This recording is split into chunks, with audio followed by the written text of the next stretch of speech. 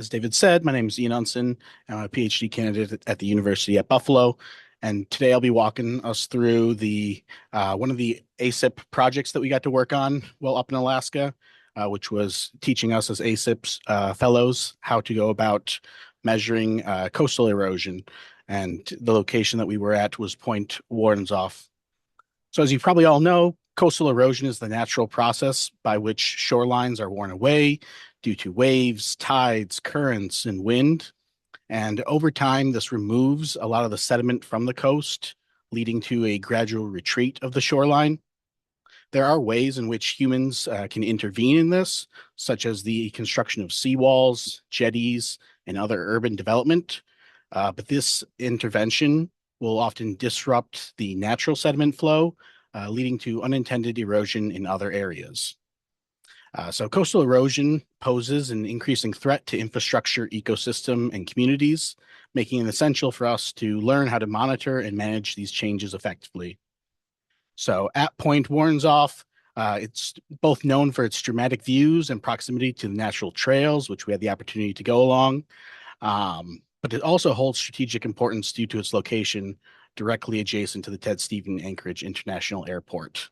So this site is highly exposed to dynamic forces from Cook Inlet, including extreme tidal ranges, storm surges, and ice movement during the winter, making it a hotspot for coastal erosion.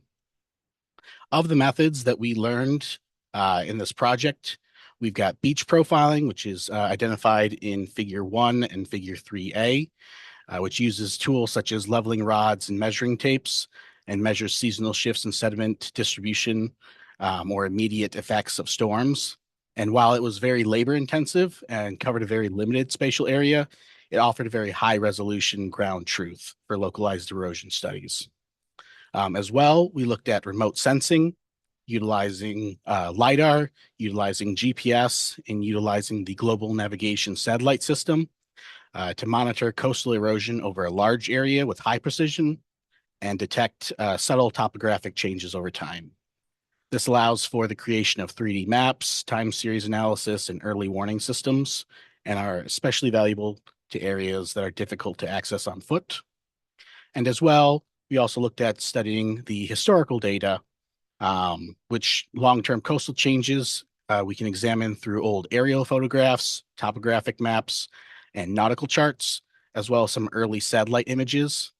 And these historical analyses are very cost-effective and used to establish a broader temporal context, especially in areas that we can't get out and continuously monitor in the field. And overall, I just want to say that the data that we collected at Point Warrenzoff reiterated the growing need for finding a solution to coastal erosion.